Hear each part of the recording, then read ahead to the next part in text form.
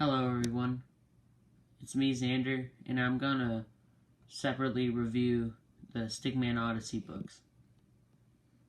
This is gonna be more in-depth, because I realized that this is probably my favorite comic book series. Stickman Odyssey follows the story of a man by the name of Zazamos. And he makes a lot of mistakes. And he goes through a huge adventure, and he slays a bunch of monsters, runs into a king. Alright. That's basically the first book story. Now we're gonna get to the characters.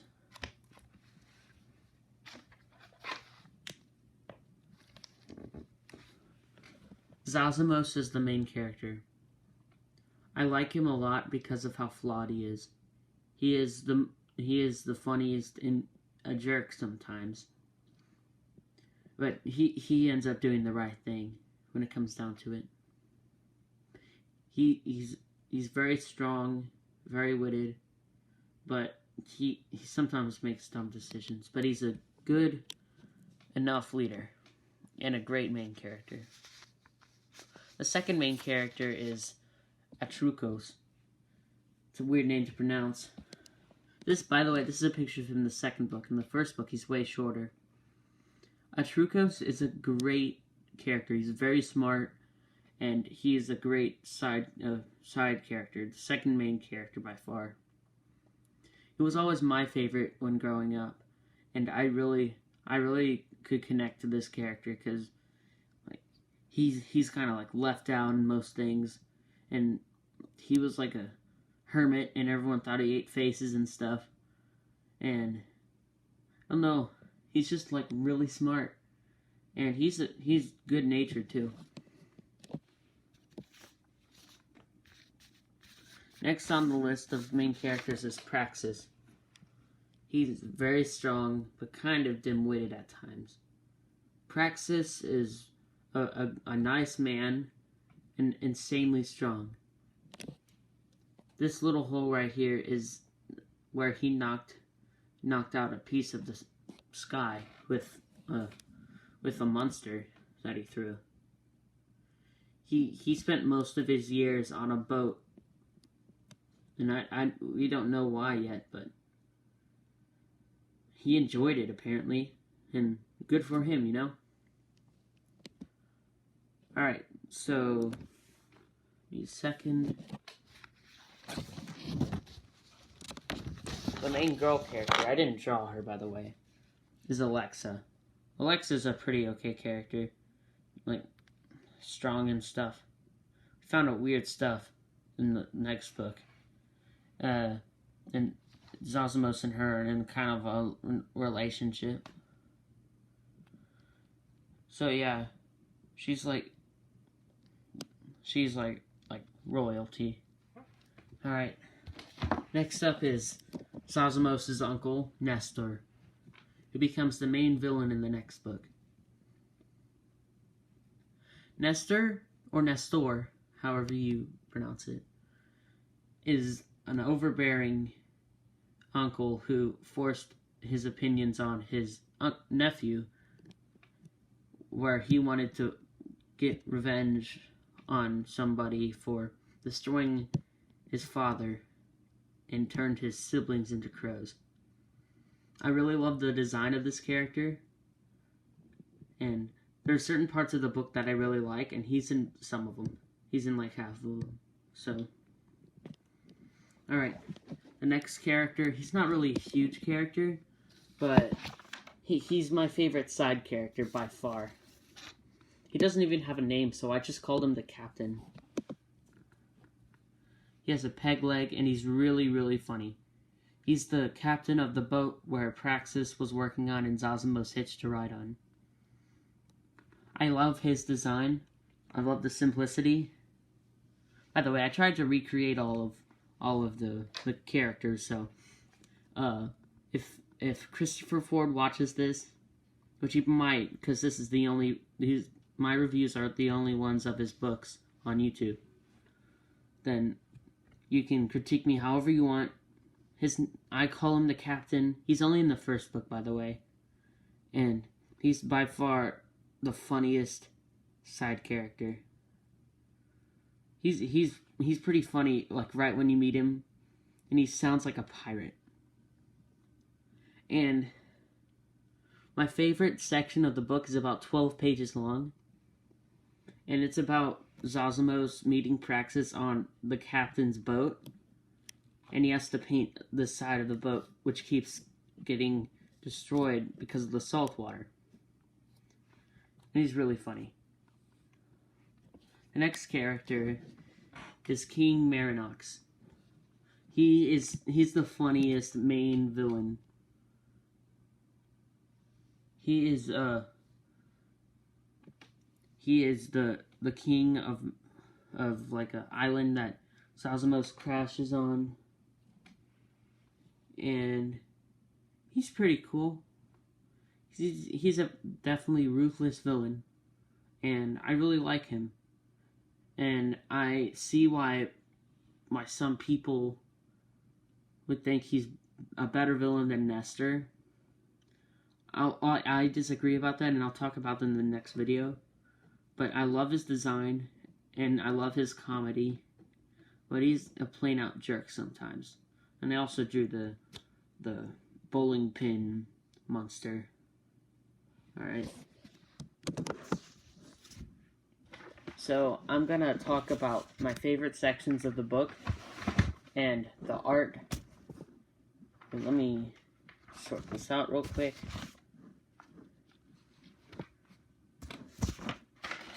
And at the end of my review of this book, I am going to talk about and ask a few questions to Mr. Christopher Ford to see if he'll answer them by Google or whatever. And I'll tell my Gmail address to y'all. So, all right. Oh, by the way, before I do that, let's talk about the cover art. My copy's a little just messed up, but I love the whole design of them running from monsters out of like a vase, and it looks really cool to me.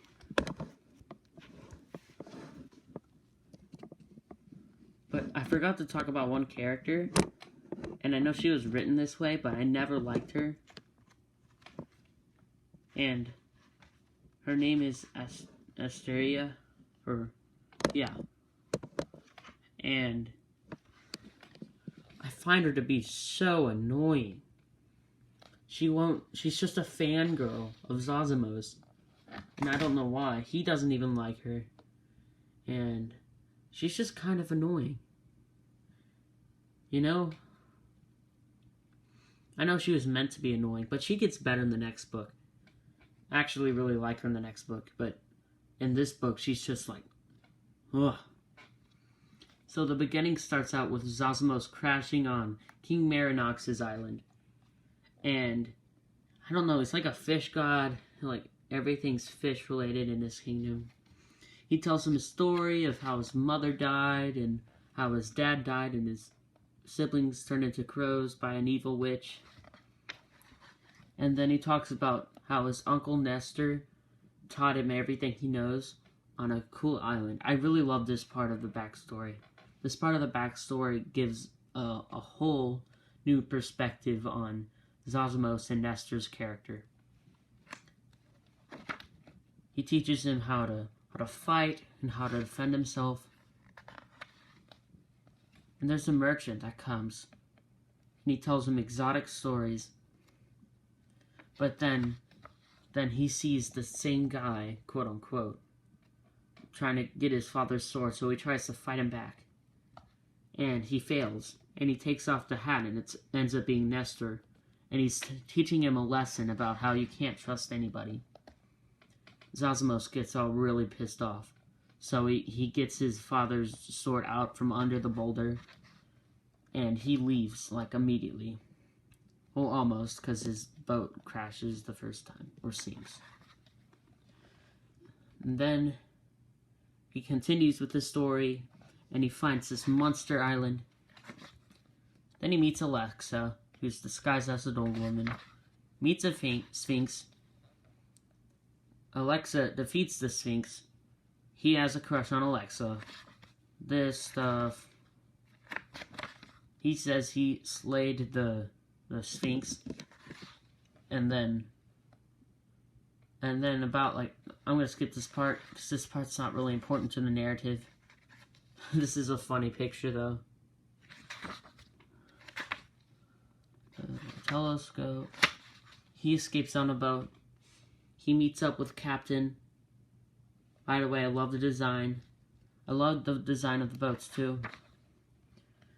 And he decides to pay him by painting the side of the boat. Alexa stays behind, because she doesn't like what he did earlier. He meets Praxis, who's apparently bad luck to the rest of them. And he's very strong. As you can see, he's rowing that side of the boat. They tell him not to talk to him.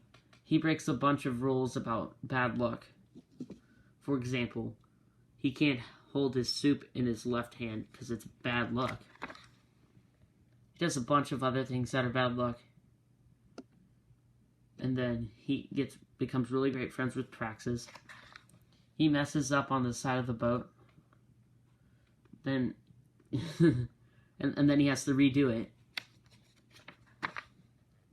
More parts with him giving out bad luck. Captain gets upset. Praxis is really dumb and funny. Everyone freaks out because he messes up and throws a bowl at a sacred bird. Then Poseidon gets all upset because he's done so much bad luck. Captain says, "You've angered Poseidon, you fool." A huge pen comes out of the ocean and destroys everything in sight. And he gets out of the boat. They think he's done with the story, but he's like just beginning.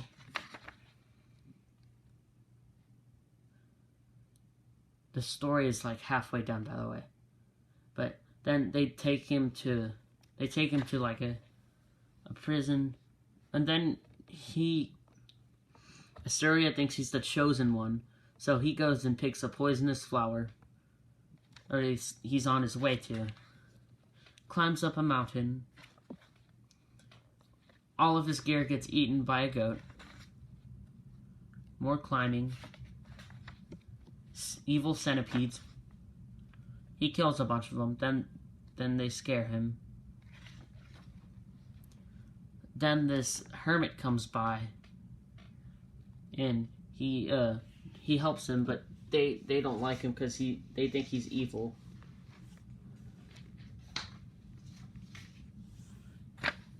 We find out later that his name's Atrukos. He takes him back to his hut, and he fell down, and he takes off his hat, and we get the reveal that he looks like a frog. He said he was cursed by a witch.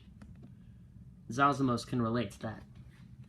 So they both go up to the hill, where they find a bunch of ghosts that ruled the kingdom before. Then they say something that really scares him, and he poops. He poops. And then they make fun of him for it. He got so scared that he pooped. He thought that the flower would be at the top of the mountain, but it's not at the top. It's at the doorway. So they trick the golems into thinking that his face was eaten, and they run away. He picks the flower. He's poisoned. Then he gets saved. He has to go there to find Staccato. Blech. He starts barfing, but he doesn't die. Comes back, and he throws the flower on the ground. She hugs him, annoyingly, and he gets put in jail again. Prison break. He's the king. More stuff. Golem battle. Second half of the book isn't my favorite. I do like this part though. They kiss. He goes after them. These guys jump out. By the way, I didn't mention this guy before, but he's really funny. He says really funny stuff. They jump out. They get caught. and they go into the whirlpool, but she escapes with the king, and it makes him really upset. She's a stowaway. She wasn't supposed to come. And then they try to get as far away as possible. And they find Candy Island, which isn't very good. And they find this crazy lady who makes them eat food. And this thing comes and eats them. Or attempts to. He barfs on them. She's crazy. Like, he starts whining like a baby. And then Praxis comes by on his raft. And I'm gonna assume that the rest of the people died. Captain's dead, and the rest of them. I hope that's not true, but I think it is. And please bring back Captain Christopher Ford, please.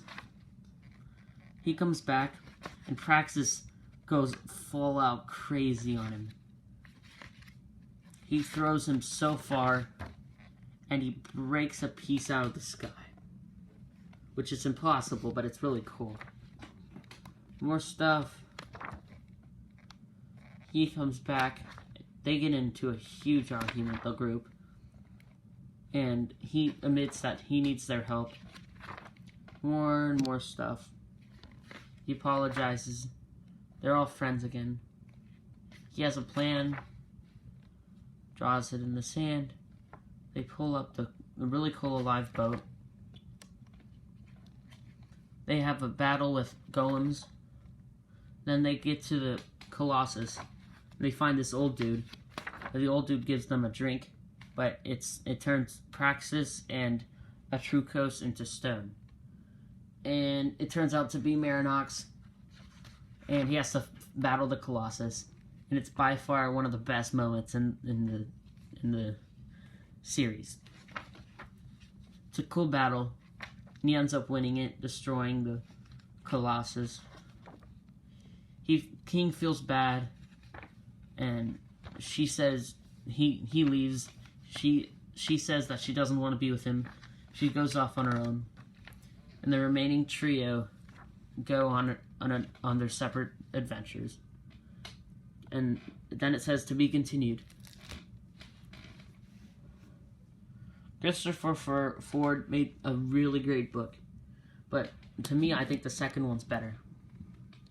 Alright, now that we're done with the story, I have 3 questions in this video that I want to ask. Number 1, when is the 3rd book coming out? I really want to know.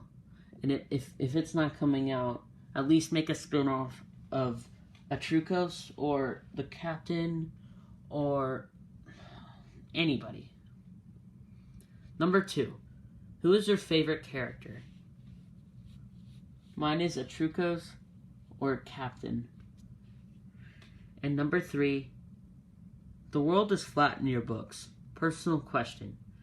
Do you believe that the earth is flat, or is this just like a symbolic thing?